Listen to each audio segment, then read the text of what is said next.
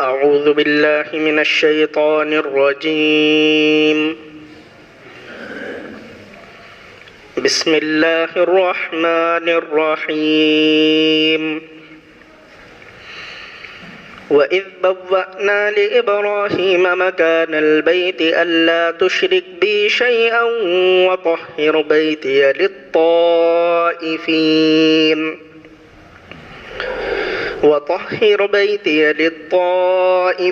والقائمين والركع السجود. وأذن في الناس بالحج يأتوك رجالا وعلى كل ضامر يأتين من كل فج عميق.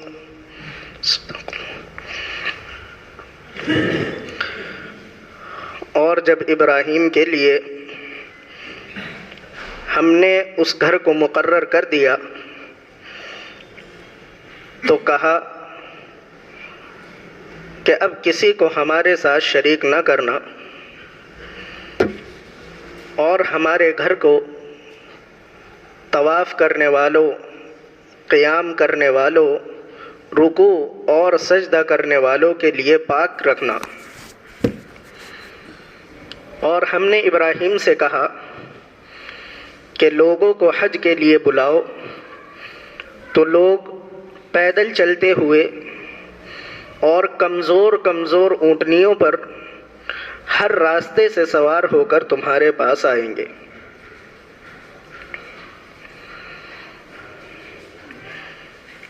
یہ 17واں پارہ چل رہا ہے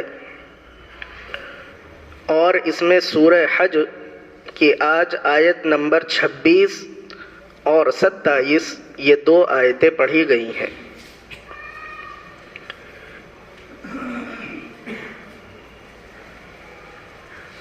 کئی بار پچھلے ہفتے بھی اور اس سے پہلے بھی یہ بات بتائی گئی تھی کہ اس سورت کا نام سورہ حج ہے اور اس میں اللہ تعالی نے حج کے احکام، حج کے مسائل بیان فرمائے ہیں۔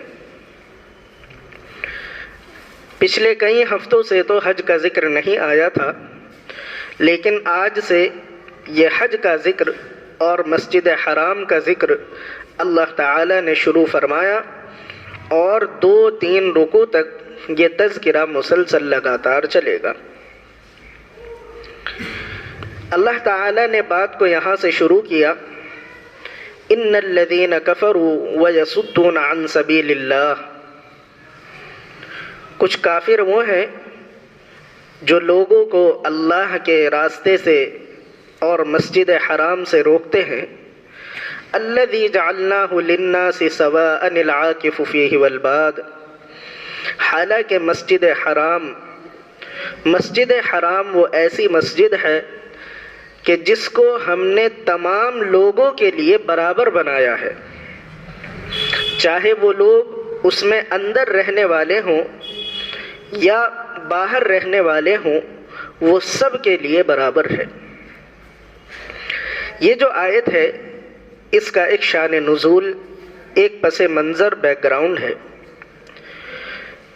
آپ جانتے ہیں کہ حضور اکرم صلی اللہ علیہ وسلم ہجرت کر کے مدینہ منورہ پہنچے اور 6 سال مدینہ منورہ میں آپ جب رہے، سن 6 ہجری میں حضور اکرم صلی اللہ علیہ وسلم نے ایک خواب دیکھا۔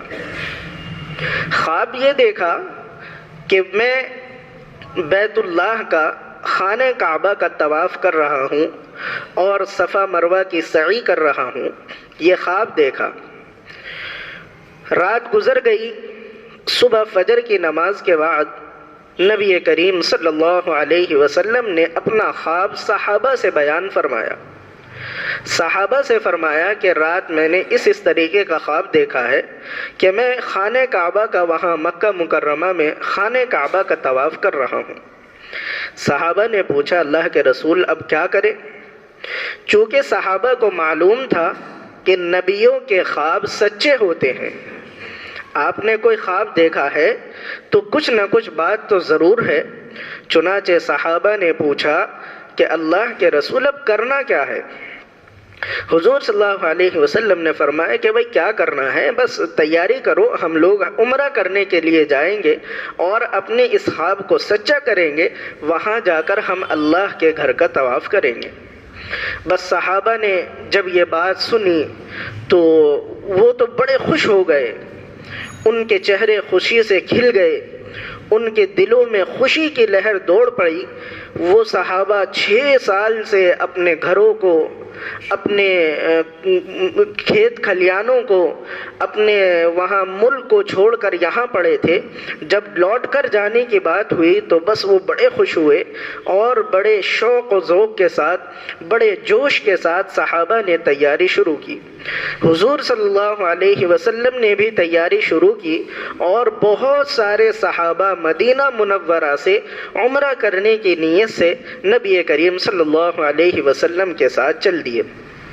راستے میں لوگوں کو معلوم ہوا کہ اللہ کے رسول آ رہے ہیں اور عمرہ کرنے کے لیے جا رہے ہیں، تو بیچ میں سے بھی الگ الگ گاؤں سے، بستی سے لوگ نبی کریم صلی اللہ علیہ وسلم کے ساتھ ہو لیے، اور جب آپ مکہ مکرمہ میں، مکہ سٹی میں داخل ہو رہے تھے تو 1400 صحابہ آپ کے ساتھ جمع ہو گئے۔ یہ اس زمانے کی بات ہے کہ پورے گاؤں میں بھی اس وقت 1400 لوگ نہیں ہوتے تھے۔ اس وقت میں 1400 لوگ جمع ہو کر مکہ مکرمہ پہنچنے ہی والے تھے کہ ادھر کفار مکہ کو یہ خبر پہنچی کہ محمد آ رہے ہیں اور وہ عمرہ کرنے کا ارادہ رکھتے ہیں، اور ایک بہت بڑی جماعت 1400 لوگوں کی لے کر وہ ہمارے یہاں مکہ میں آ رہے ہیں۔ بس انہوں نے بھی اپنی جماعت کو، اپنے لوگوں کو جمع کیا، مشورہ کیا۔ مشورے میں یہ بات طے ہوئی کہ ان کو عمرہ کرنے نہیں دینا ہے، اندر داخل نہیں ہونے دینا ہے۔ بس ادھر اللہ کے رسول داخل ہو رہے تھے مکہ مکرمہ میں اور حرم میں، ادھر سے وہ لوگ آئے اور انہوں نے صف لگا لی اور اللہ کے رسول صلی اللہ علیہ وسلم کو اندر داخل نہیں ہونے دیا۔ صحابہ نے خوب سمجھایا، بڑے بڑے صحابہ، مالدار سمجھدار صحابہ آگے آئے۔ اللہ کے رسول نے بھی سمجھایا کہ بھائی ہم لڑنے کے لیے نہیں آئے ہیں، اجازت دے دو، بس عمرہ کریں گے اور ہم فوراً چلے جائیں گے، ہم تمہیں کوئی نقصان نہیں پہنچائیں گے، ہم آنکھ اٹھا کر بھی تمہاری طرف نہیں دیکھیں گے۔ لیکن وہ اتنی ضد پر اڑ گئے کہ انہوں نے نبی کریم صلی اللہ علیہ وسلم اور آپ کے ساتھ 1400 صحابہ کی جو جماعت تھی ان کو اندر داخل نہیں ہونے دیا۔ یہ بات اللہ تبارک و تعالیٰ کو بھی پسند نہیں آئی تو یہ آیت نازل فرمائی، ان الذین کفروا، وہ کافر لوگ، یصدون عن سبیل اللہ والمسجد الحرام، وہ لوگوں کو مسجد حرام سے روکتے ہیں، الذی جعلناہ للناس سواء العاکف فیہ والباد، اللہ نے فرمایا یہ مسجد حرام تو سب کے لیے برابر ہے، یہ کسی کی جاگیر نہیں ہے، کسی کی ملکیت نہیں ہے، کسی کو اختیار نہیں ہے کہ وہ اپنی مرضی سے مسجد حرام میں داخل ہونے سے لوگوں کو روک دے۔ یہ کافر لوگ یہ ایسی ضد پر اڑ گئے کہ انہوں نے لوگوں کو مسجد حرام میں داخل نہیں ہونے دیا۔ فرمایا وَمَن يُرِدْ فِيهِ بِإِلْحَادٍ بِظُلْمٍ نُذِقْهُ مِنْ عَذَابٍ أَلِيمٍ، بس ان کے لیے تو بڑا دردناک عذاب ہے، بڑا دردناک عذاب ہے۔ دیکھیے اللہ تبارک و تعالیٰ نے یہ آیت نازل فرمائی اور اس میں ایک لفظ استعمال کیا۔ اللہ نے فرمایا کہ ان کافروں نے اللہ کے راستے سے روکا اور مسجد حرام سے روکا۔ پھر فرمایا اللہ نے کہ مسجد حرام جعلناہ للناس سواء العاکف فیہ والباد، یہ جو مسجد حرام ہے یہ تمام لوگوں کے لیے برابر ہے۔ کون لوگ؟ جو اس کے اندر رہ رہے ہیں وہ بھی، جو باہر رہ رہے ہیں وہ بھی، سب کے سب برابر ہیں۔ یعنی جتنی ملکیت، جتنا اختیار، جتنی اتھارٹی اندر رہنے والے لوگوں کو ہے اتنا ہی اختیار باہر رہنے والے لوگوں کو بھی ہے۔ دیکھیے دو لفظ ہوتے ہیں اور دو چیزیں ہیں، ایک تو ہے مسجد حرام اور ایک بولا جاتا ہے حرم۔ یہ دونوں الگ الگ ہوتے ہیں۔ قرآن کریم کی تفسیر کی برکت سے آپ حضرات یہ بھی سمجھ لیں کہ مسجد حرام کس کو کہا جاتا ہے اور حرم کس کو کہا جاتا ہے۔ مسجد حرام تو وہ ہے کہ آپ فوٹو وغیرہ میں، اور جو لوگ حج یا عمرہ کر کے آئے ہیں انہوں نے دیکھا ہے کہ خانہ کعبہ کے چاروں طرف ایک مسجد ہے، اس مسجد کو مسجد حرام کہا جاتا ہے۔ اور جو حرم ہے، حرم ایک علاقہ ہے، ایک بہت بڑا ایریا ہے۔ حرم کہتے ہیں اس علاقے، اس ایریے کو کہ جہاں احرام باندھے بغیر آپ اندر داخل نہیں ہو سکتے۔ وہ حرم کئی کلومیٹر کا ہے، چاروں طرف سے نبی کریم صلی اللہ علیہ وسلم نے خود اس کی حد بیان فرمائی کہ ادھر سے حرم اتنا ہے، بائیں طرف سے اتنا ہے، سامنے کی طرف سے اتنا ہے، اور ادھر پیچھے کی طرف سے اتنا ہے۔ یہ نبی کریم صلی اللہ علیہ وسلم نے بیان فرمایا۔ تو مسجد حرام تو اس مسجد کو کہتے ہیں جو خانہ کعبہ کے چاروں طرف ہے، اور حرم کا علاقہ وہ ہے کہ جہاں جہاں وہاں اب اس زمانے میں تو وہاں نشان لگے ہوئے ہیں، بڑے بڑے گیٹ بنے ہوئے ہیں۔ حرم کا علاقہ وہ کہلاتا ہے جہاں احرام باندھے بغیر آپ اندر داخل نہیں ہو سکتے۔ اندر داخل ہونا ہے تو احرام باندھنا پڑے گا۔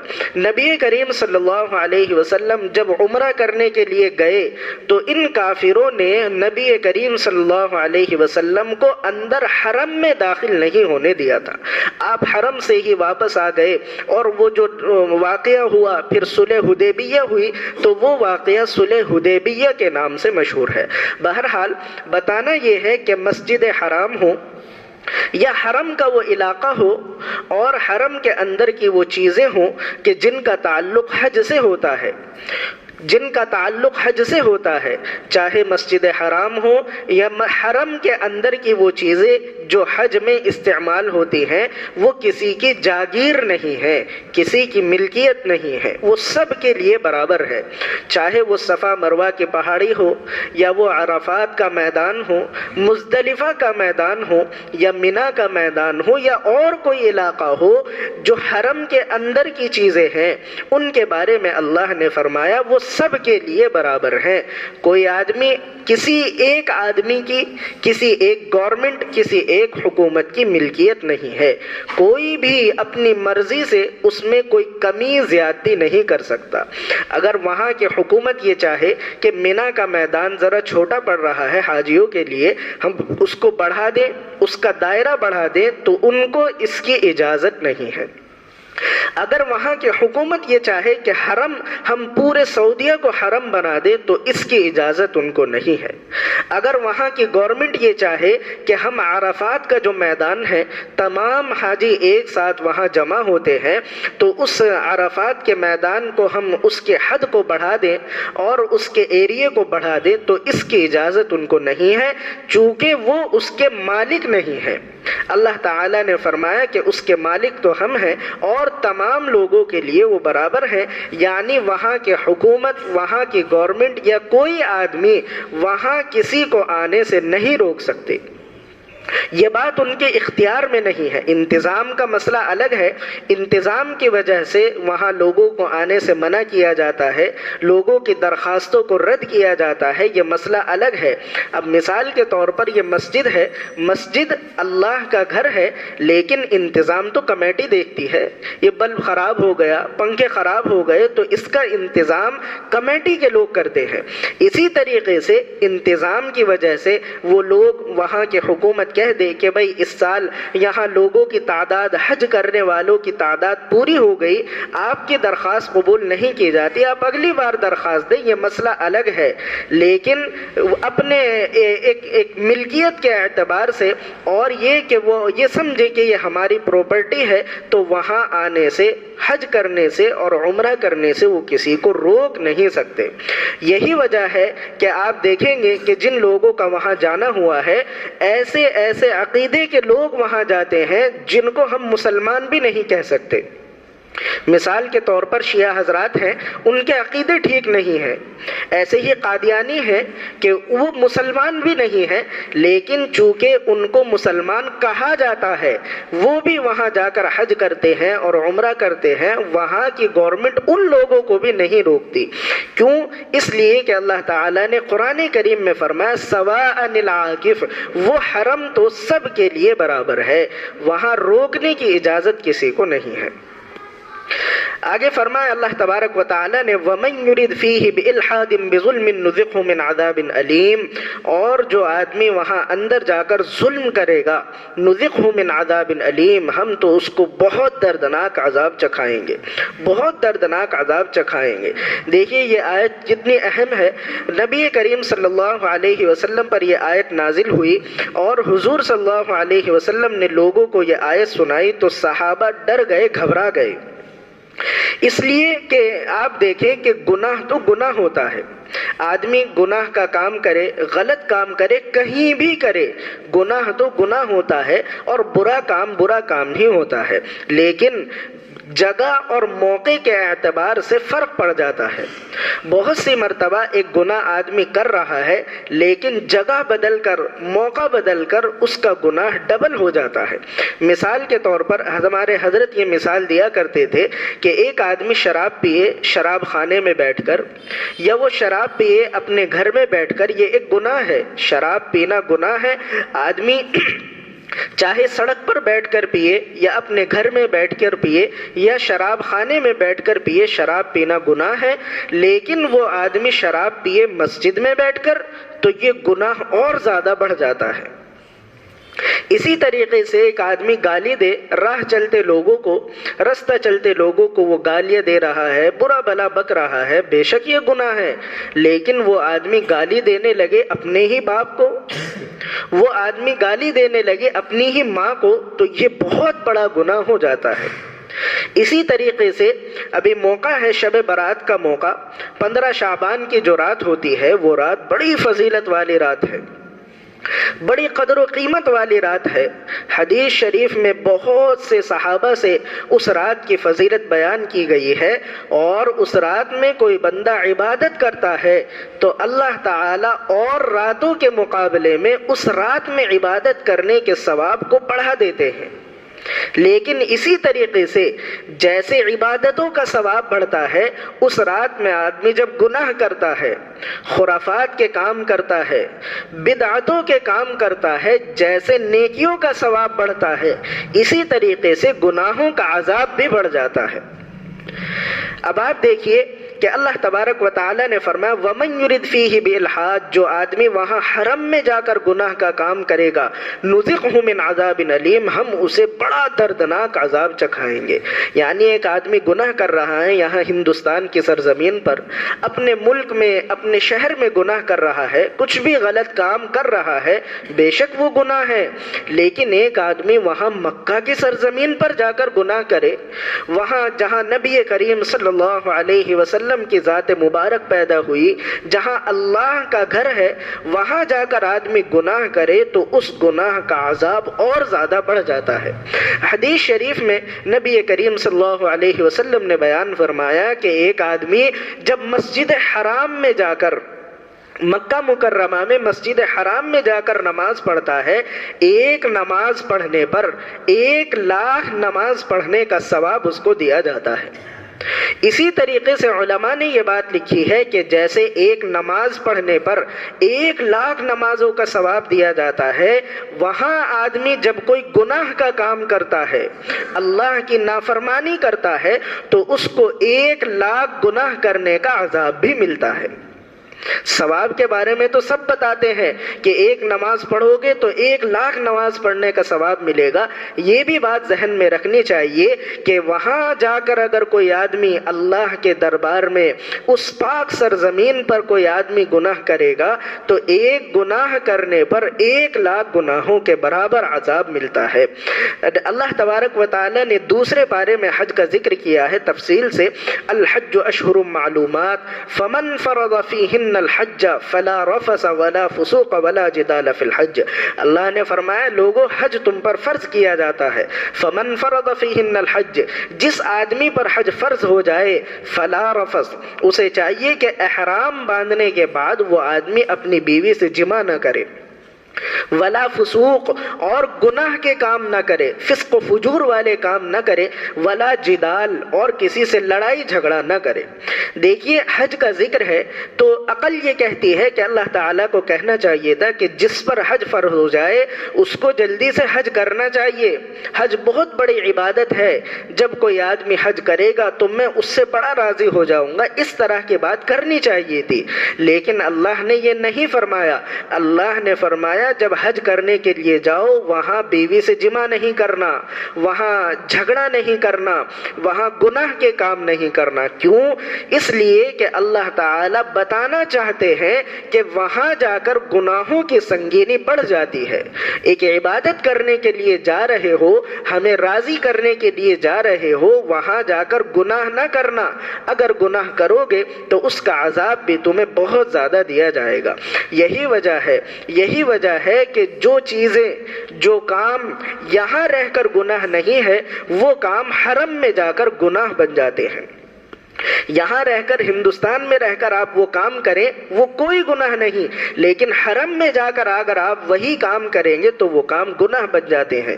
مثال کے طور پر آپ وہاں جا کر، حرم میں جا کر گھاس نہیں اکھاڑ سکتے. گھاس اکھاڑیں گے تو گھاس اکھاڑنے پر بھی آپ کو گناہ ملے گا. آپ احرام کی حالت میں اپنے بال نہیں کاٹ سکتے، بال نہیں توڑ سکتے، آپ کو گناہ ملے گا. اپنے سر کی جوں آپ مار نہیں سکتے، اس پر بھی گناہ ملے گا. وہاں کا مچھر مکھی آپ مار نہیں سکتے، اس پر بھی گناہ ملے گا. حرم میں جا کر آپ شکار نہیں کر سکتے. آپ پوری دنیا میں کہیں بھی شکار کر سکتے ہیں، جائز ہے. حرم میں جب آپ پہنچیں گے وہاں جا کر آپ شکار بھی نہیں کر سکتے، جائز نہیں. اور شکار کرنا تو بہت دور، اگر کوئی آدمی شکار کر رہا ہے آپ اس کو یہ بتا بھی نہیں سکتے کہ فلاں جگہ دیکھو کبوتر بیٹھا ہے، بتانا بھی جائز نہیں ہے. کیوں؟ اس لیے کہ وہاں کی عظمت، وہاں کی قدر و منزلت یہ بہت زیادہ ہے، اور اللہ تبارک و تعالی نے اس زمین کو ایک الگ ہی مرتبہ عطا فرمایا ہے. اسی لیے علماء نے لکھا ہے کہ حاجی لوگ، جو لوگ حج کرنے کے لیے جائیں تو وہاں جا کر کوئی بھی ایسا کام نہ کریں کہ ان کے ہاتھوں سے یا ان کی آنکھوں سے یا ان کی زبان سے یا ان کے پیروں سے، ان کے جسم سے، ان کے کسی کام سے، کسی حرکت سے دوسرے آدمی کو تکلیف پہنچے. ان کاموں سے بچنا چاہیے. اس لیے کہ چونکہ اللہ تبارک و تعالی کا قانون ہے، وہاں جا کر جیسے عبادتوں کا ثواب بڑھ جاتا ہے اسی طریقے سے گناہوں کا عذاب بھی بڑھ جاتا ہے. ایک حدیث میں نبی کریم صلی اللہ علیہ وسلم نے فرمایا کہ آدمی جب حج کرنے کے لیے جاتا ہے اور حج کے احکام کو بجا لاتا ہے، وہ مکمل حج کر لیتا ہے، تو اللہ تبارک و تعالی کی دربار سے اور اللہ کے گھر سے وہ ایسا لوٹ کر آتا ہے جیسے وہ بے گناہ اپنی ماں کے پیٹ سے پیدا ہوا تھا. ایسا بے گناہ ہو کر وہ اللہ کے دربار سے لوٹ کر آتا ہے.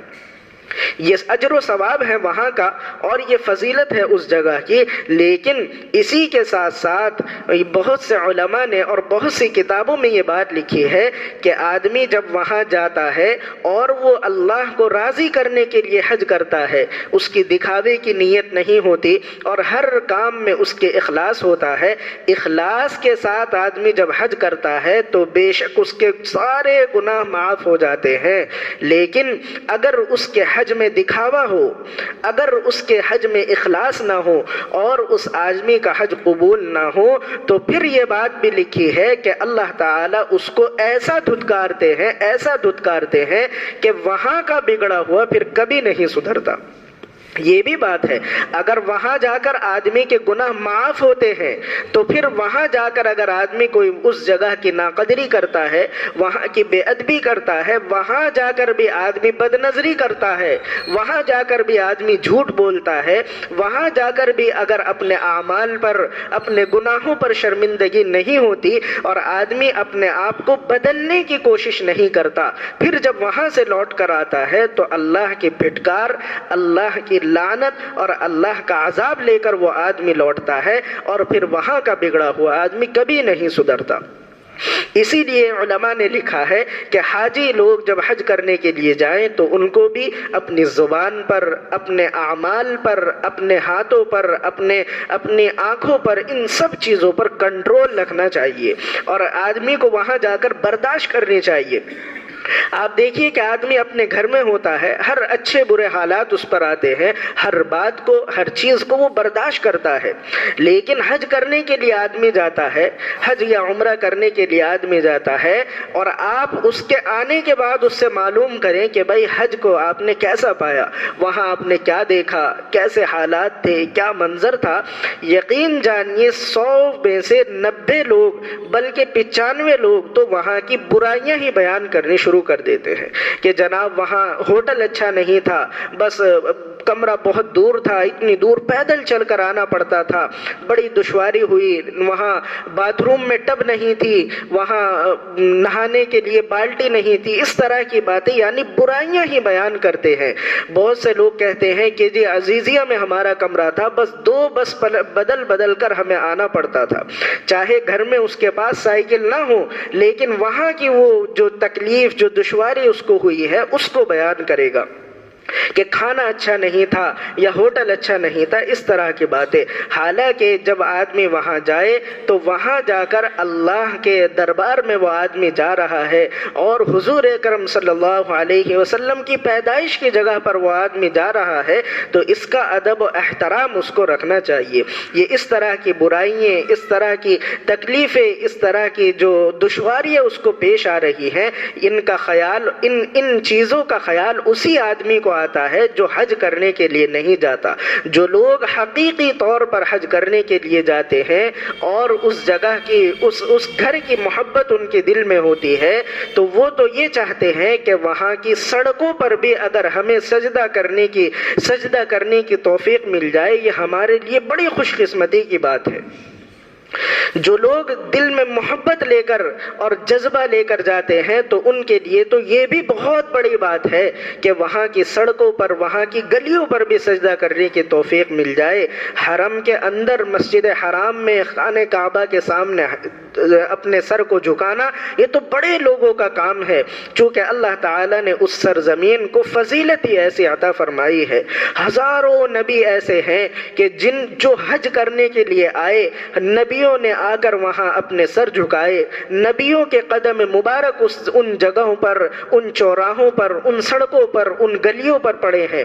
और खुद हुजूर अकरम सल्लल्लाहु अलैहि वसल्लम पूरी ज़िंदगी आपकी वहाँ पर गुजरी है, पूरी ज़िंदगी आपने वहाँ अपने कदम मुबारक रखे हैं और आपने वहाँ सजदे किए हैं, और नबी करीम सल्लल्लाहु अलैहि वसल्लम पर हज़ारों फरिश्ते आते थे आपको देखने के लिए, आपसे मुलाकात करने के लिए। सैयदना जिब्रील अलैहिस्सलातु वस्सलाम सबसे मुकर्रम, सबसे मुअज़्ज़म फरिश्ते उस सरजमीन पर आते थे, और सहाबा कराम रज़ियल्लाहु अन्हुम अजमईन, अल्लाह ताला ने उनके बारे में फरमाया रज़ियल्लाहु अन्हुम व रज़ू अन, सहाबा के खून उस मिट्टी में मिले हुए हैं, सहाबा का पसीना उस मिट्टी में मिला हुआ है। वो ऐसी मुक़द्दस जगह है कि वहाँ पर अल्लाह तबारक व तआला किसी को बुला ले, वहाँ की हाज़िरी नसीब फरमा दे, ये ही बड़ी खुशकिस्मती की बात है। और हमारा हाल ये है कि हमको अगर वहाँ की हाज़िरी नसीब हो गई, वहाँ अपने कदम मुबारक, अपना सर झुकाने की तौफीक अगर मिल गई, हमारा हाल ये है कि हम इस पर शुक्र तो क्या अदा करते, वहाँ की बुराइयाँ बयान करते हैं। वहाँ के बारे में अगर कोई तकलीफ़, कोई मुसीबत, कोई मुशक्क़त पहुँच गई तो उसको बयान करते हैं। ये बहुत बुरी बात है और इससे बचना चाहिए। जिन लोगों को अल्लाह तबारक व तआला वहाँ की हाज़िरी नसीब फरमाए, इसका 100% ख्याल रखना चाहिए, और ये अपने दिल में पक्की बात ये ठान लें और अपने दिमागों में ये बात बिठा लें कि जाएं, वहाँ की तकलीफ को भी नेमत समझकर बर्दाश्त करें। हर किसी को वहाँ की हाज़िरी नसीब नहीं होती, ये तो किस्मत वालों को वहाँ की हाज़िरी नसीब होती है। जो किस्मत वाले लोग होते हैं उनको अल्लाह तबारक व तआला वहाँ की हाज़िरी नसीब फरमाते हैं। تو اس لیے اگر کبھی کوئی مصیبت، کوئی پریشانی، کوئی تکلیف وہاں پہنچ جائے، لوگوں کو بیان کرنا یہ تو بڑی بری، بہت بری بات ہے۔ اور ایک روایت میں تو یہ ہے کہ اللہ تبارک و تعالیٰ ایسے آدمی کے بارے میں فرماتے ہیں کہ دیکھو اس کو میرے گھر میں آ کر کچھ ہلکی سی دشواری، مصیبت سی پیش آ گئی تو یہ آدمی لوگوں سے میری شکایت کرتا پھرتا ہے۔ تو اس لیے اگر کسی کو اللہ تبارک و تعالیٰ، اللہ تعالیٰ ہم سب کو وہاں کی حاضری نصیب فرمائے، وہاں کے جب وہاں جانا نصیب ہو، وہاں کی حاضری نصیب ہو، تو اس کا خاص خیال رکھیں کہ وہاں سے آ کر، وہاں سے لوٹ کر ایک لفظ بھی برائی کا اپنی زبان پر نہ لائیں۔ تعریفیں کریں، اللہ کی تعریف کریں، وہاں کی چیزوں کی، وہاں کے لوگوں کی تعریف کریں، برائی کا ایک لفظ بھی اپنی زبان پر نہیں لانا چاہیے۔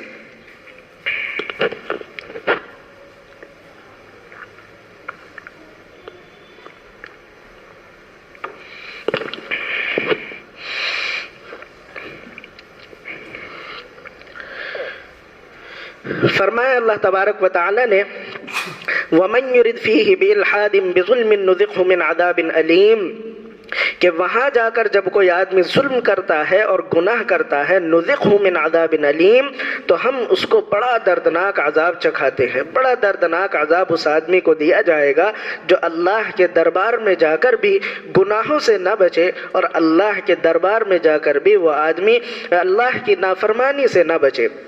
بہرحال مضمون یہ چل رہا تھا کہ وہ بڑی مقدس جگہ ہے، بڑی پاکیزہ جگہ ہے، وہاں کا ادب و احترام پوری دنیا میں سب سے زیادہ ضروری ہے۔ اگر کسی کو وہاں کی حاضری نصیب ہو تو پھر وہاں کے عظمتوں کا، وہاں کے قدرتوں کا اور وہاں کی قدر و منزلت کا دھیان رکھنا چاہیے، اور اللہ تبارک و تعالی سے دعا کرنی چاہیے کہ وہاں کی جو برکتیں ہیں، وہاں کی جو نعمتیں ہیں وہ ہمیں حاصل ہو جائیں۔ وَإِذْ بَوَّأْنَا لِإِبْرَاهِيمَ مَكَانَ الْبَيْتِ، آگے اللہ تبارک و تعالیٰ نے فرمایا کہ جب ہم نے ابراہیم کے لیے ایک گھر کی جگہ کو طے کر دیا تو ہم نے کہا اللہ تشرک بی شیئا وطہر بیتی للطائفین، کہ اب یہ جو جگہ ہے اس جگہ میں شرک نہ کرنا اور اس کو پاک رکھنا طواف کرنے والوں کے لیے، قیام کرنے والوں کے لیے، رکوع اور سجدہ کرنے والوں کے لیے۔ یہاں سے اللہ تبارک و تعالی نے خانہ کعبہ کی تعمیر کا ہلکا سا ذکر کیا ہے۔ یہ آیت جب نازل ہوئی تو حضرت ابو ذر غفاری رضی اللہ تعالی عنہ نبی کریم صلی اللہ علیہ وسلم کی خدمت میں تشریف فرما تھے، فرمانے لگے کہ اللہ کے رسول اس دنیا میں سب سے پہلے کون سا گھر بنا، اللہ کی عبادت کے لیے کون سا گھر سب سے پہلے بنا؟ تو حضور صلی اللہ علیہ وسلم نے فرمایا کہ یہ جو مسجد حرام ہے دنیا میں سب سے پہلے اللہ کی عبادت کے لیے اس کو بنایا گیا تھا۔ پھر انہوں نے پوچھا حضرت ابو ذر غفاری رضی اللہ تعالیٰ عنہ نے کہ اللہ کے رسول اس کے بعد کون سا گھر بنا؟ تو فرمایا نبی کریم صلی اللہ علیہ وسلم نے کہ اس کے بعد وہ جو بیت المقدس ہے وہاں فلسطین میں، اس کو بنایا گیا اللہ کی عبادت کے لیے۔ حضرت ابو ذر غفاری رضی اللہ تعالیٰ نے پوچھا کہ اللہ کے رسول آپ یہ بھی بتا دیجئے کہ مسجد حرام اور بیت المقدس میں کتنے درمیان کا فاصلہ ہے، یعنی کتنی دن بعد کون سی مسجد پہلے بنی، کون سی بعد میں بنی، اور ان کے درمیان کتنا فاصلہ ہے؟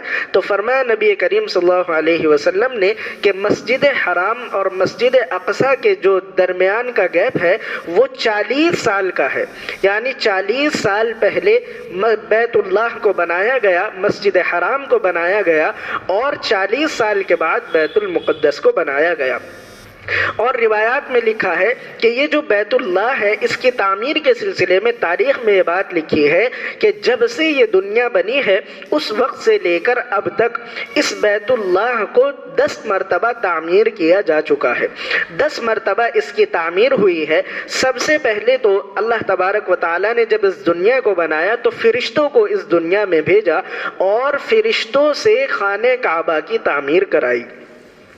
فرشتے وہاں اللہ تبارک و تعالیٰ کے دربار میں ایک کعبہ ہے جس کو بیت المعمور کہا جاتا ہے، ہمارا یہ جو کعبہ ہے اس کو بیت اللہ کہا جاتا ہے، اس کے ٹھیک اوپر آسمانوں میں ایک گھر ہے اسی کی شیپ کا، اسی کے سائز کا، اس کو بیت المعمور کہا جاتا ہے۔ فرشتے وہاں طواف کرتے ہیں، تو اللہ تعالیٰ نے سب سے پہلے فرشتوں کے ذریعے اس خانہ کعبہ کی تعمیر کرائی۔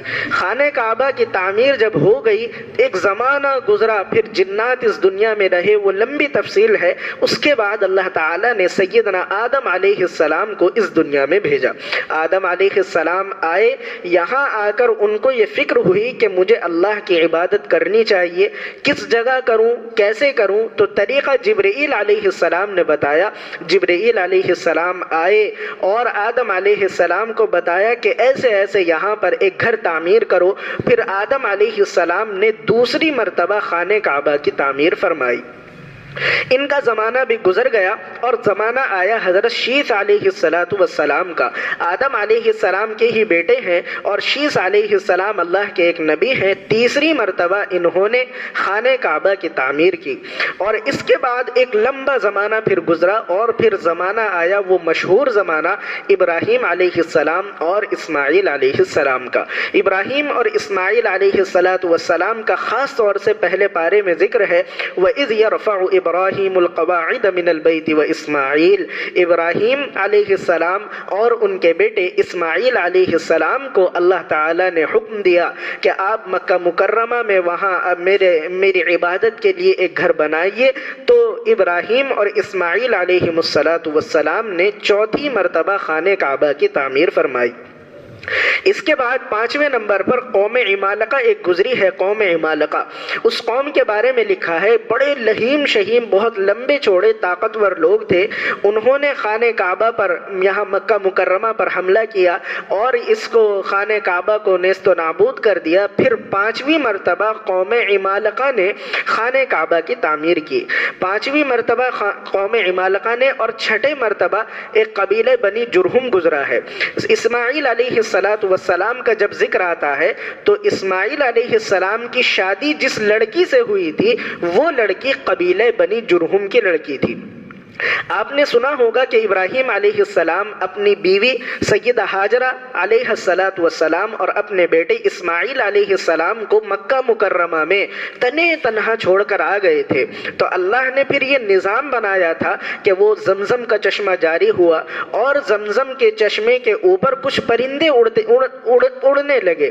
قبیلے بنی جرہم کے لوگ وہاں سے گزر رہے تھے، انہوں نے دیکھا یہ جو پرندے ہیں یہ تو صرف پانی کے اوپر اڑتے ہیں، یہ ایسے پرندے ہیں جو آبی پرندے ہیں، پانی کے اوپر ہی اڑتے ہیں، یہ یہاں تو ہم گزرتے رہتے ہیں، ہم نے تو کبھی یہاں پانی نہیں دیکھا۔ تو بس انہوں نے پھر آ کر دیکھا تو یہاں زمزم کا چشمہ پایا۔ تو یہ قبیلے بنی جرہم کے لوگ یہاں آباد ہو گئے تھے مکہ مکرمہ میں۔ اور آگے چل کر اسماعیل علیہ السلام جب بڑے ہوئے تو اسماعیل علیہ السلام کی شادی قبیلے بنی جرہم کی ایک لڑکی سے ہوئی تھی۔ تو انہوں نے 6ٹی مرتبہ قبیلے بنی جرہم کے لوگوں نے خانہ کعبہ کی تعمیر کی، اور 7ویں مرتبہ حضور اکرم صلی اللہ علیہ وسلم کے داداؤں میں ایک گزرے ہیں قصی بن کلاب، ان کا نام قصی تھا، وہ بہت نیک متقی پرہیزگار تھے۔ انہوں نے 7ویں مرتبہ خانہ کعبہ کی تعمیر کی۔ 8ویں مرتبہ جب حضور اکرم صلی اللہ علیہ وسلم کا زمانہ تھا اور آپ کی عمر تقریباً 30-35 سال کی تھی، تو وہ مشہور تعمیر جو قریش نے کی تھی، جس کے بارے میں لکھا ہے کہ انہوں نے چندہ جمع کیا اور انہوں نے اعلان کیا کہ حلال کے چندے سے، حلال کے پیسوں سے ہم خانہ کعبہ کی تعمیر کریں گے۔ تو حلال کے جو پیسے جمع ہوئے تھے، اتنا بجٹ ان کا نہیں ہو پایا تھا جیسے ابراہیم علیہ السلام نے خانہ کعبہ کی تعمیر کی تھی وہ اس طرح تعمیر کر سکے۔ پھر انہوں نے بجٹ کے کم ہونے کی وجہ سے اس کعبے میں کچھ ترمیم کر دی تھی، کچھ کمی کر دی تھی۔ آپ نے دیکھا کہ وہ جو حتیم کا علاقہ ہے خانہ کعبہ کے بالکل برابر میں ایک گول دائرہ سا ہے، اس کو حتیم کہا جاتا ہے۔ خانہ کعبہ کا پرنالہ، اس کے چھت کا پانی اس طرف گرتا ہے۔ وہ جو حتیم تھا، ابراہیم علیہ السلام نے حتیم کو بھی اس کے اندر لیا تھا، لیکن پیسے کم ہونے کی وجہ سے انہوں نے حتیم کو، قریش کے لوگوں نے حتیم کو چھوڑ دیا تھا۔ اور انہوں نے کچھ اور باتیں بھی کی تھی، بہرحال وہ ابھی آگے آئیں گی۔ تو یہ 8ویں مرتبہ قریش نے نبی کریم صلی اللہ علیہ وسلم کے زمانے میں اس کو تعمیر کیا۔ قریش نے جب تعمیر کیا تو انہوں نے ایک تو وہ حتیم کا علاقہ جو تھا اس کو چھوڑ دیا تھا، دوسری ابراہیم علیہ السلام نے جو کعبہ بنایا تھا اس کا گیٹ بالکل زمین سے ملتا ہوا تھا۔ آج آپ دیکھتے ہیں تو وہ گیٹ بالکل اوپر نظر آتا ہے، لیکن ابراہیم علیہ السلام نے جب بنایا تھا تو وہ بالکل نیچے نیچے تھا، زمین میں تھا، لیکن ان قریش کے مکہ کے لوگوں نے اس گیٹ کو اوپر کر دیا تھا۔ ان کا ارادہ یہ تھا کہ اگر گیٹ نیچے ہوگا تو ہر کوئی اندر داخل ہو جائے گا، اگر ہم اس کو اوپر کر دیں گے تو سیڑھی لگا کر اوپر چڑھنا پڑے گا، اور جو کوئی اوپر چڑھے گا اس کو ہماری اجازت، ہماری پرمیشن لینی پڑے گی، اس لیے انہوں نے اوپر کر دیا تھا۔ اسی طریقے سے ایک اور کام انہوں نے کیا کہ خانہ کعبہ کے پہلے 2 دروازے تھے، ایک دروازہ تو اسی طرح جہاں آج ہے، دوسرا بالکل اس کے سامنے تھا۔ ایک دروازے سے آدمی داخل ہوتا اور دوسرے سے نکل جاتا تھا، لیکن چونکہ ان کے پاس پیسے زیادہ نہیں تھے تو انہوں نے ایک دروازے کو بند کر دیا اور ایک ہی دروازہ اس میں رہنے دیا۔ نبی کریم صلی اللہ علیہ وسلم جب نبی بن گئے اور مکہ کو آپ نے فتح کر لیا تو ایک مرتبہ حضرت عائشہ صدیقہ رضی اللہ تعالی عنہا سے کہنے لگے کہ میرا دل یہ چاہتا ہے کہ میرے ابا جان ابراہیم علیہ السلام نے جیسے خانہ کعبہ کی تعمیر کی تھی میں بھی اس کی تعمیر ایسے ہی کر دوں، یعنی حتیم کو اندر داخل کر دوں، اس کا گیٹ نیچے کر دوں، اور 2 گیٹ تھے تو دونوں گیٹ میں لگا دوں، ایسے میں تعمیر کر دوں۔ حضرت عائشہ نے فرمایا کہ اللہ کے رسول آپ کو اختیار ہے، آپ اللہ کے نبی ہیں تو کر دیں۔ فرمانے لگے نبی کریم صلی اللہ علیہ وسلم کہ کر تو دوں، لیکن مجھے اپنی قوم کا خطرہ ہے۔ خطرہ اس بات کا ہے کہ اگر میں نے کعبہ کو توڑا اور پھر بنایا، بس میرے بعد جو بھی آئے گا، جو بھی خلیفہ بنے گا، جو بھی امیر المؤمنین بنے گا، وہ خانہ کعبہ کو توڑے گا، بنائے گا، توڑے گا، بنائے گا۔ بس اس لیے میں نہیں توڑتا یہ کہ ایک خانہ کعبہ کھلونا بن جائے گا۔ بہرحال آپ کا انتقال ہو گیا۔ حضرت ابو بکر، عمر، حضرت عثمان، حضرت علی، حضرت امیر معاویہ رضی اللہ عنہ اجمعین، یہ لمبا زمانہ گزر گیا۔ ان میں ایک زمانہ آیا عبداللہ بن زبیر رضی اللہ تعالیٰ عنہ کا۔ عبداللہ بن زبیر رضی اللہ تعالیٰ عنہ کا زمانہ آیا، اور یہ زمانہ تھا سیدنا امیر معاویہ رضی اللہ تعالیٰ عنہ کا، یعنی پورے امیر المؤمنین، پورے علاقے کے امیر المؤمنین تھے حضرت امیر معاویہ رضی اللہ تعالیٰ عنہ، لیکن عبداللہ بن زبیر رضی اللہ تعالیٰ عنہ نے اپنی خلافت قائم کر لی تھی مکہ مکرمہ میں۔ جب مکہ میں ان کی خلافت اور آس پاس کے علاقوں میں ان کی خلافت قائم ہو گئی تو ان کے دل میں یہ خیال آیا کہ اللہ کے رسول کی خواہش اور تمنا تھی کہ اس کعبہ کو ایسا ہی بنا دیا جائے جیسے ابراہیم علیہ السلام نے بنایا تھا۔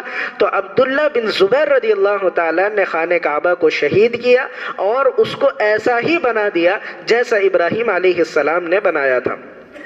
عبداللہ بن زبیر کا جو زمانہ تھا وہ زیادہ لمبا زمانہ نہیں تھا، اور ادھر سے پھر حجاج بن یوسف جب گورنر بنا تو اس نے ان پر حملہ کیا اور ان کو شہید کر دیا گیا اور ان کو سولی پر لٹکا دیا گیا، اور کئی دن تک ان کی لاش سولی پر لٹکی رہی، اور اتنی دنوں تک وہ لٹکی رہی، کسی کی ہمت نہیں تھی کہ وہ جا کر ان کی لاش کو نیچے اتارے۔ پھر ان کی والدہ آئی، انہوں نے لاش کو نیچے اتارا۔ بہرحال وہ ایک لمبی تفصیل ہے، لیکن عبداللہ بن زبیر کو جب شہید کر دیا گیا تو حجاج بن یوسف نے یہ حرکت کی، اس نے لوگوں سے کہا کہ یہ جو عبداللہ بن زبیر تھے انہوں نے اپنی طرف سے خانہ کعبہ کی تعمیر کر دی، اگر ایسی تعمیر کرنی ہوتی تو رسول اللہ صلی اللہ علیہ وسلم خود کرتے، انہوں نے اپنی طرف سے یہ تعمیر کی ہے، بس یہ نام دے کر اور لوگوں میں یہ فتنہ کھڑا کر کے اس نے 10ویں مرتبہ اور آخری مرتبہ خانہ کعبہ کو شہید کیا اور پھر ایسا ہی بنا دیا جیسا قریش نے بنایا تھا۔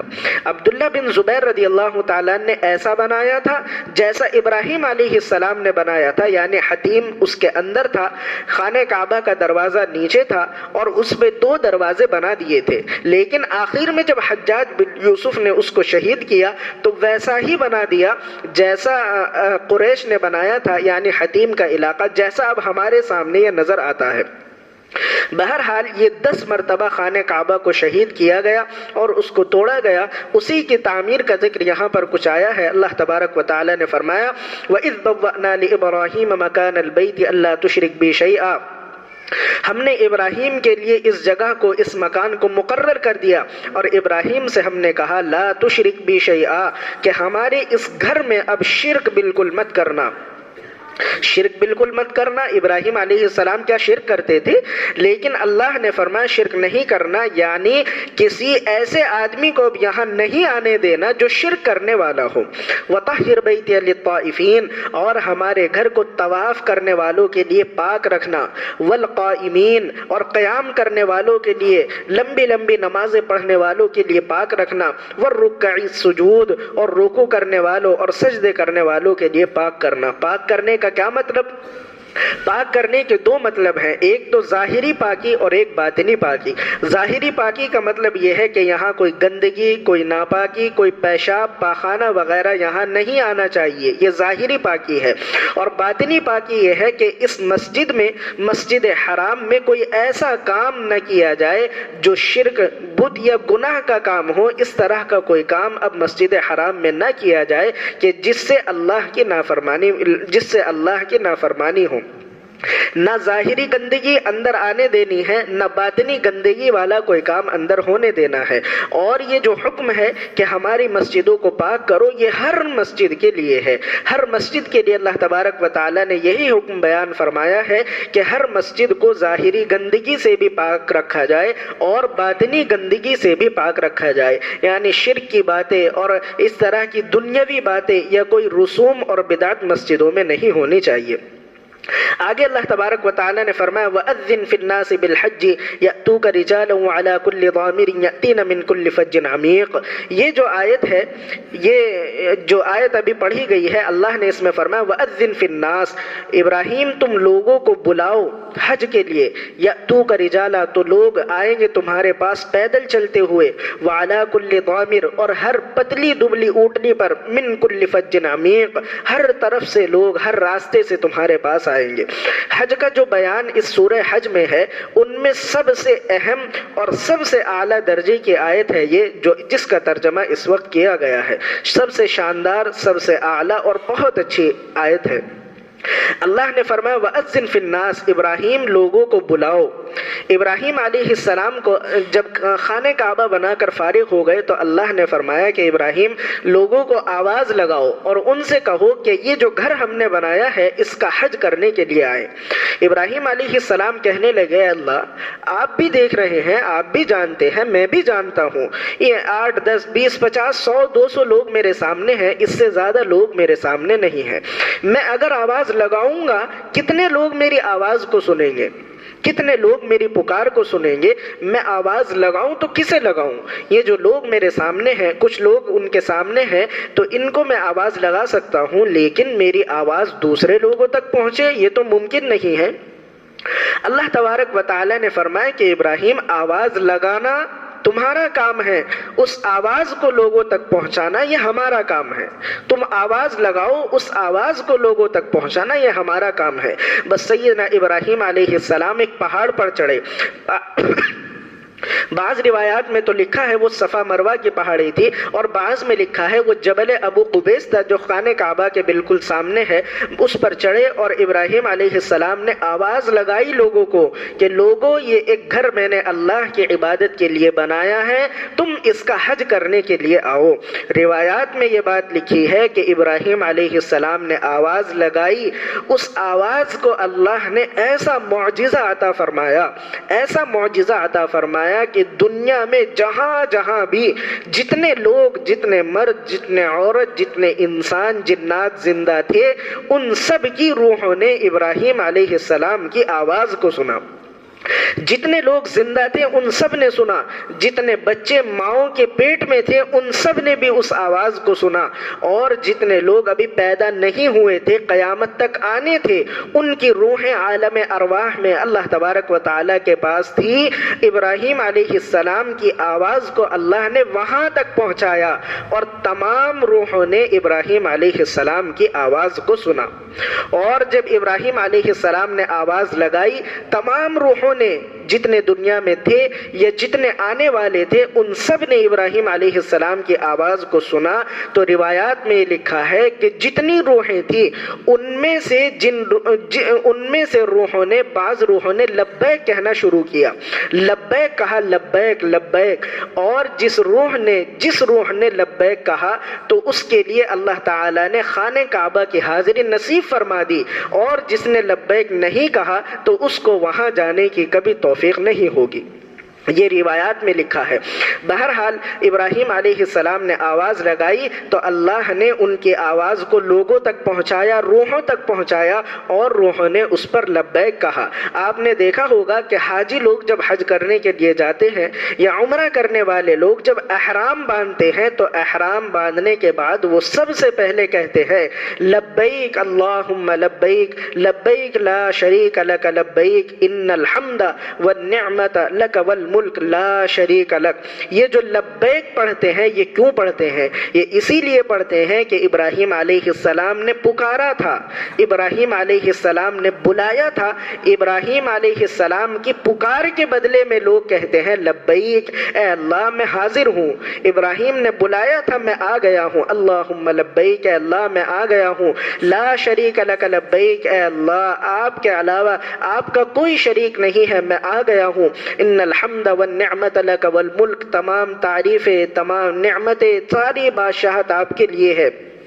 تو بندہ جب یہ تلبیہ پڑھتا ہے اور لبیک کہتا ہے تو یہ اس لیے کہتا ہے، اس کا پس منظر اور بیک گراؤنڈ یہ ہے کہ ابراہیم علیہ السلام نے خانہ کعبہ بنانے کے بعد لوگوں کو بلایا تھا کہ حج کے لیے آؤ، عمرے کے لیے آؤ. تو آدمی جب حج اور عمرہ کرنے کے لیے جاتا ہے لبیک پڑھتا ہے، ابراہیم علیہ السلام کی بات کا جواب دیتا ہے کہ آپ نے بلایا تھا، میں آ گیا ہوں. اور اسی وجہ سے بعض روایات میں تفسیر کی کتابوں میں یہ بات لکھی ہے کہ ابراہیم علیہ السلام نے جو لوگوں کو بلایا تھا، انہوں نے جو لوگوں کو پکارا تھا، اسی پکار کی وجہ سے لوگوں کے دلوں میں اتنی بے قراری اور بے چینی ہے کہ ہر آدمی یہی چاہتا ہے کہ بس وہ کسی طریقے سے وہاں پہنچ جائے، کسی طریقے سے اس کو خانہ کعبہ کی زیارت نصیب ہو جائے.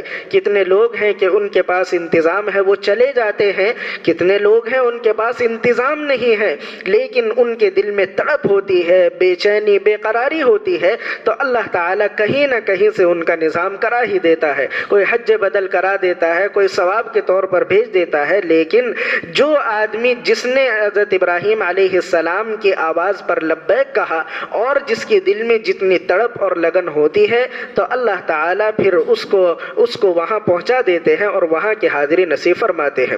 اور بعض لوگوں نے یہ بات بھی لکھی ہے کہ اگر کسی آدمی کے پاس وہاں حاضری کا انتظام نہ ہو، وہاں جانے کا انتظام نہ ہو، روپیہ پیسہ اس کے پاس نہ ہو، تو اس آدمی کو چاہیے کہ اگر وہ یہ چاہتا ہو کہ وہاں کی حاضری اس کو نصیب ہو جائے تو وہ لبیک اللہم لبیک لبیک لا شریک لک لبیک ان الحمد والنعمت لک والملک لا شریک لک، یہ تسبیح پڑھا کرے. اس تسبیح کا فائدہ یہ ہوگا کہ پھر اللہ تبارک و تعالی اس کے لیے نظام ضرور بنائیں گے. اللہ نے فرمایا وَأَذِّن فِي النَّاسِ بِالْحَجِّ يَأْتُوكَ رِجَالًا وَعَلَىٰ كُلِّ ضَامِرٍ يَأْتِينَ مِنْ كُلِّ فَجٍّ عَمِيقٍ. اے ابراہیم آپ لوگوں کو حج کے لیے آواز لگائیے، یأتوک رجالا، لوگ آپ کے پاس پیدل چلتے ہوئے آئیں گے، وعلی کل ضامر یأتین، اور دبلی پتلی اونٹنیوں پر چلتے ہوئے آئیں گے. دیکھیے اللہ تعالیٰ نے یہاں جو طرز انداز بیان فرمایا، اللہ نے فرمایا لوگوں کو حج کے لیے بلاؤ، یأتوک لوگ آئیں گے، رجالا پیدل چلتے ہوئے آئیں گے، وعلی کل، اور بعد میں فرمایا کہ اونٹنیوں پر سوار ہو کر آئیں گے. یہ آیت سنی حضرت عبداللہ بن عباس رضی اللہ تعالیٰ نے، جن کو رئیس المفسرین کہا جاتا ہے، تفسیر کرنے والوں میں سب سے اعلیٰ درجے کے آدمی تھے حضرت عبداللہ بن عباس رضی اللہ تعالیٰ عنہ. وہ فرماتے ہیں کہ جب میں نے یہ آیت سنی، یہ آیت سن کر میرے دل میں ایک کسک سی محسوس ہوتی تھی اور مجھے ایک افسوس سا ہوتا تھا. صحابہ نے پوچھا کہ آپ کو افسوس کیوں ہوتا ہے؟ انہوں نے کہا کہ افسوس مجھے اس لیے ہوتا ہے کہ اللہ نے فرمایا حج کا ذکر کیا تو فرمایا لوگوں کو بلاؤ تو وہ آئیں گے پیدل چلتے ہوئے، مجھے افسوس اس بات کا ہے کہ پوری زندگی میری گزر گئی لیکن میں نے کبھی پیدل چل کر حج نہیں کیا، حالانکہ اللہ نے پہلے یہی فرمایا کہ لوگ پیدل چل کر آئیں گے، بعد میں فرمایا سواری پر سوار ہو کر آئیں گے، لیکن مجھے کبھی یہ موقع نہیں ملا کہ میں پیدل حج کروں۔ بس مجھے اس بات کا افسوس ہے، کاش کہ میں پیدل چل کر حج کر لیتا تو اس آیت پر بھی عمل ہو جاتا۔ دیکھیے اس روایت سے اور قرآن کریم کی آیت سے یہ بات سمجھ میں آتی ہے کہ پیدل چل کر حج کرنا یہ اچھی چیز ہے، اور پیدل چل کر حج کرنا، پیدل چل کر جانا اور حج کرنا یہ افضل ہے سواری پر سوار ہو کر جانے سے۔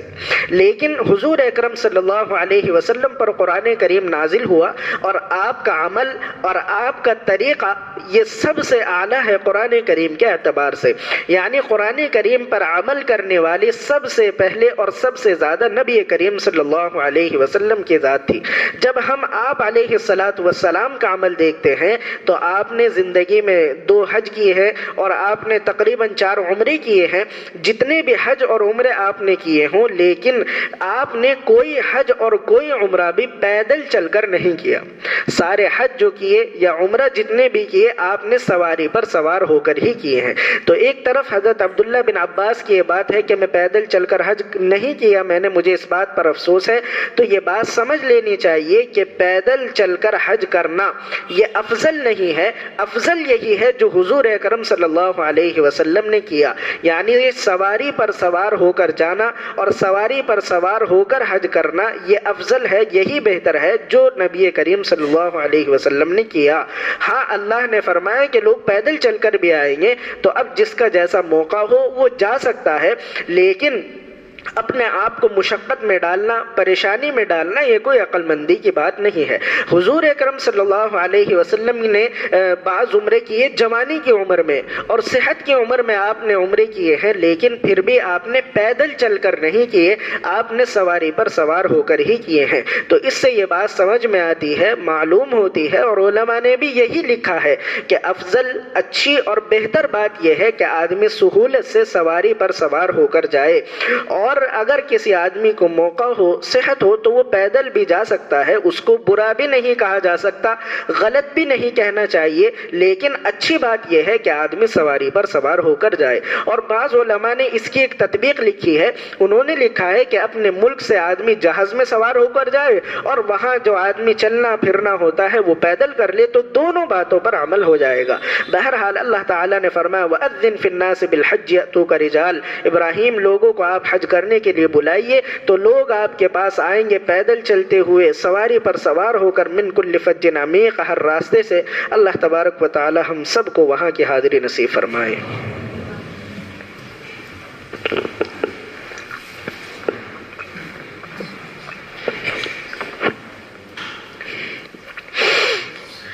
الحمد للہ رب العالمین والعاقبة للمتقين والصلاة والسلام على سيد الأنبياء والمرسلين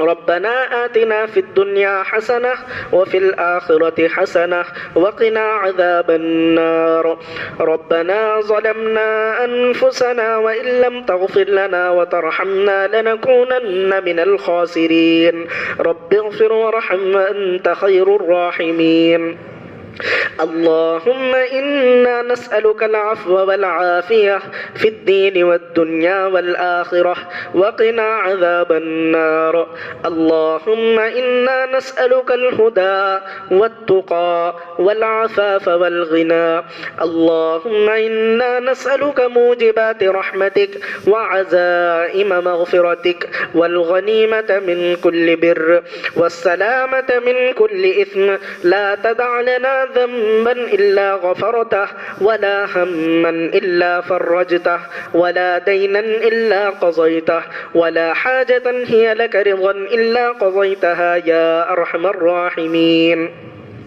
ربنا لا تؤاخذنا إن نسينا أو أخطأنا ربنا ولا تحمل علينا إصرا كما حملته على الذين من قبلنا ربنا ولا تحملنا ما لا طاقة لنا به واعف عنا واغفر لنا وارحمنا أنت مولانا فانصرنا على القوم الكافرين۔ اے کریم آقا، اپنے فضل و کرم سے ہمارے تمام صغیرہ کبیرہ گناہوں کو معاف فرما، تمام خطاؤں کو اپنے فضل سے معاف فرما۔ اے اللہ، ہم اقراری مجرم ہیں، ہم اپنے گناہوں کا اقرار کرتے ہیں۔ اے اللہ، یہ قرآن کریم کی تفسیر کی مبارک مجلس ہے، ایسی مبارک مجلسوں میں دعائیں قبول ہوتی ہیں۔ کریم آقا، ہم اپنے گناہوں کی معافی مانگتے ہیں، اپنے گناہوں سے توبہ کرتے ہیں۔ اے اللہ، اپنے فضل سے ہماری توبہ کو قبول فرما، ہمارے گناہوں کو معاف فرما۔ اے اللہ، آئندہ گناہوں سے بچنا ہم سب کے لیے آسان فرما، نیک اعمال کرنے کی توفیق عطا فرما، برے اعمال سے، گناہوں کے کاموں سے ہم سب کی حفاظت فرما۔ اے اللہ، گناہوں کے موقع سے بھی ہم سب کی حفاظت فرما۔ آپ نے اپنے فضل سے معمول کے مطابق قرآن کریم کی تفسیر میں آنا بیٹھنا آسان فرمایا، ان باتوں کو سننا آسان فرمایا، یہ ہم پر آپ کا فضل ہے۔